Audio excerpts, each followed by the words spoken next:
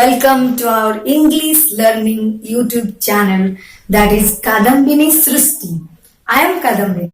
If we see a person having nothing of his own, that means nothing to eat, nothing to wear, and have no place to live in, what do we call to that person? Yes, beggar. So today in this video we will discuss a chapter, The Beggar, written by Anton Chekhov from class 10 Odia medium English book. So before going to the chapter, one request. If you like the video, then click on the like button. If you think that this video is valuable for any of your near and dear ones, then kindly share it. If you have anything to say to us on this video, then kindly go to the comment box and write down whatever is there in your mind. And finally, if you have not subscribed our channel, then click on the subscribe button that is there in your screen in red color, and don't forget to click on the bell icon. Anton Chekhov. So who is this person? Anton Chekhov is one of the Russian playwright. So what is playwright? Playwright means a person who writes plays. Plays means yes, drama. So this Anton Chekhov is one of the famous short story writer, or we can say the master of short stories. So this chapter, The Beggar, has 3 parts. Part 1, 2 and 3. So as I have already said, this is a story. In my previous videos, I have already discussed how to simplify a story that will make us easy to remember the story. So as in every story, this story also has its 5 elements. So what are the 5 basic elements? Let us remind me again. So first one is time of the story, then place of the story, then comes the characters, and then comes a problem. So in every story, we must have a problem, and finally comes the solution, and who brings the solution is known as the hero of this story. So likewise in this story also, all these 5 basic elements are there. And also in the individual parts, part 1 has its basic 5 elements, and part 2 also has its basic 5 elements, and part 3 also. So we will go one by one or part by part. I have tried to simplify the text so that you can answer the questions that comes in your examinations, and that's why I request don't skip the video, otherwise you may miss some of the important questions and answers. Okay.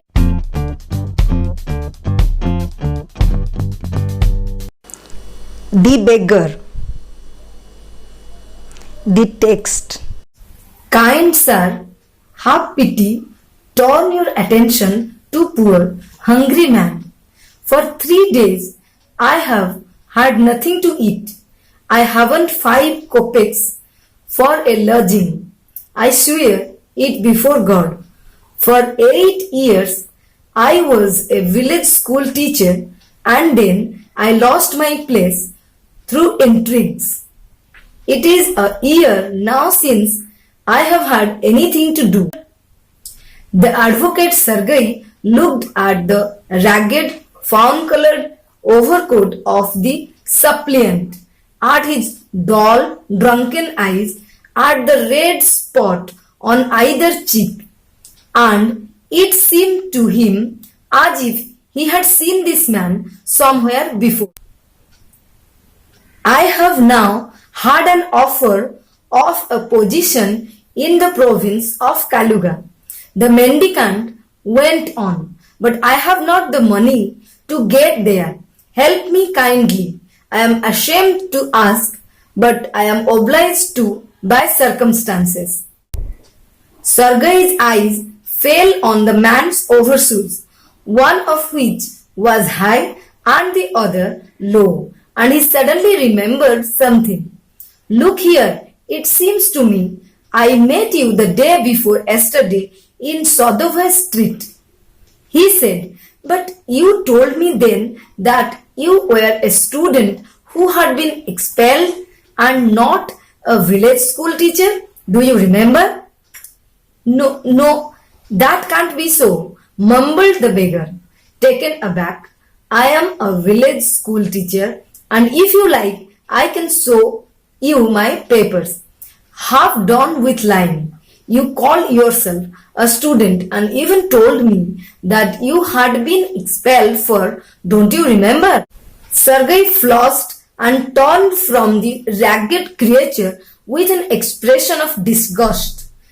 "This is dishonesty, my dear sir," he cried angrily. "This is swindling.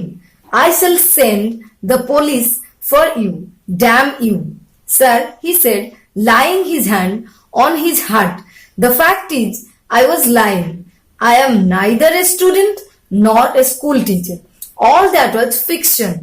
Formerly, I sang in a Russian choir. and was sent away for drunkenness. But what else can I do? I can't get along without lying. No one will give me anything when I tell the truth. What can I do?" "What can you do?" You ask what you can do. cried Sergei, coming close to him. "Work, that is what you can do. You must work." "What? Yes, I know that myself, but where can I find work?"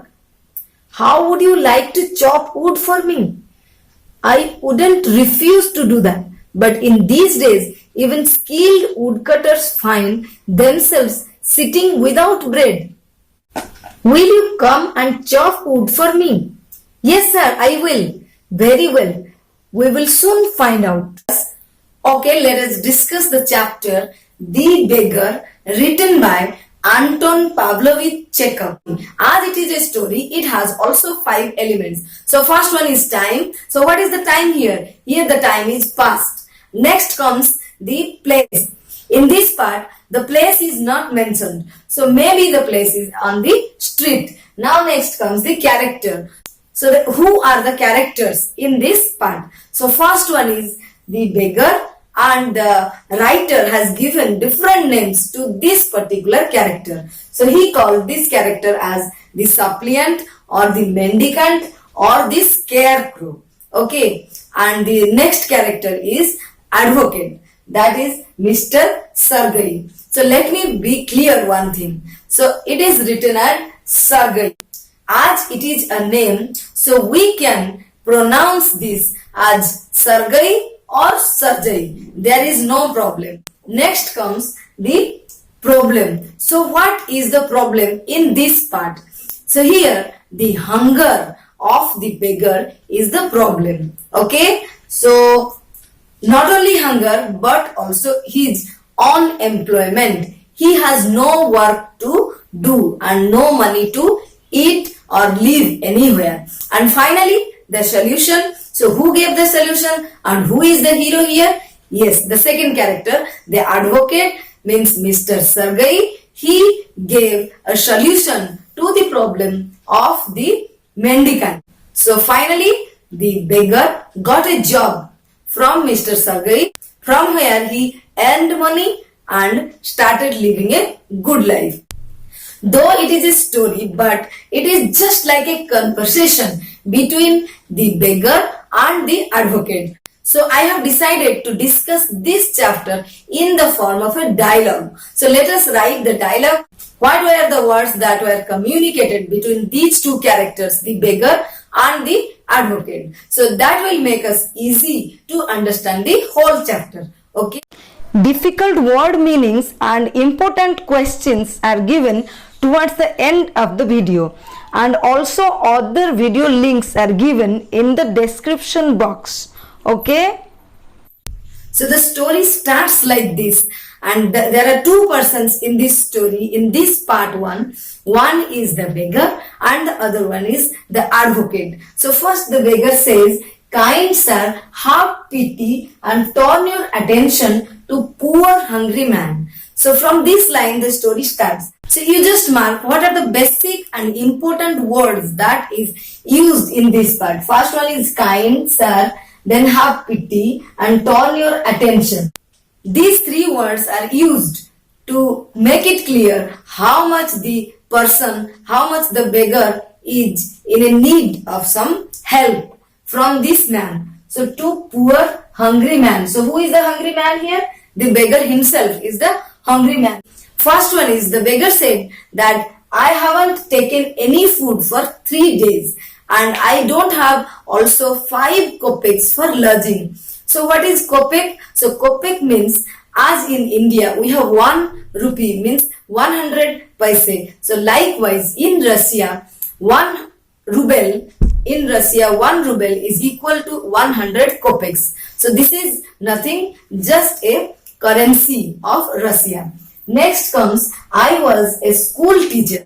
The beggar gave information about himself. So first he said that I haven't taken any food for last 3 days. And second one is, I was a school teacher and I lost my job because of the intrigue. Intrigue means some secret plan. So then what did the advocate say? The advocate said nothing, just gave a silent look.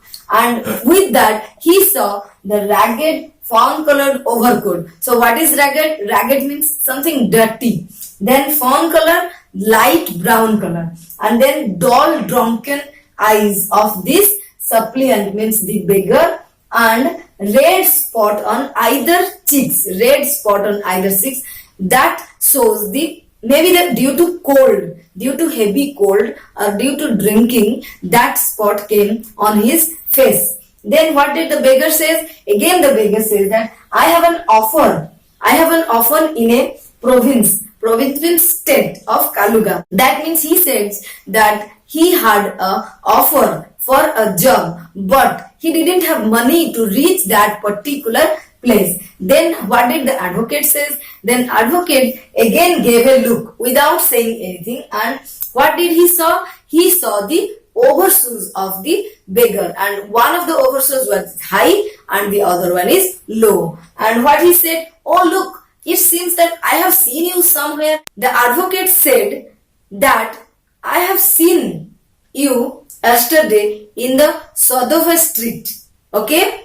Then suddenly the beggar mumbled. Mumbled means murmur something. That means the speech is not clear. He just said, no, that is not right. Then again advocate said, you told that you were a student then. Now you are saying that you were a teacher. That means you must be a liar. Then listening these words, the beggar was very much confused how to make himself clear, how to prove himself innocent and truthful. Then the beggar said that I was neither a teacher nor a student. All those things were just like a fiction. Fiction means I have prepared that story from my mind. Why? Because I have nothing to eat. Then what I was? So I was a singer in the Russian choir, means melody party, and I was singing there. But due to my bad habit of drinking, I was rejected from that melody party. And finally, I have no work to do. How can I live? So I have decided to do this. Why don't you work? And finally, the beggar said that what can I do? I have no work. And lastly, the advocate suggested the beggar, will you do work? Then the beggar said, yes, I will do. Then what work? The advocate invited the beggar to come and chop wood in his house. So in this way, this part of the story closes, and we will see what happens in the next part.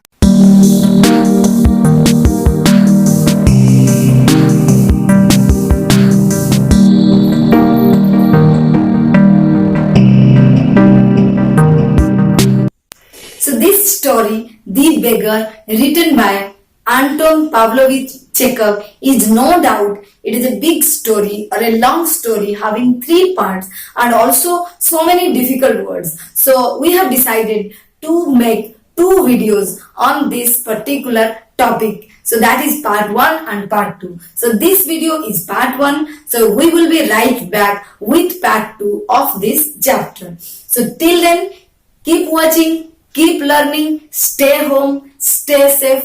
Thank you. Goodbye.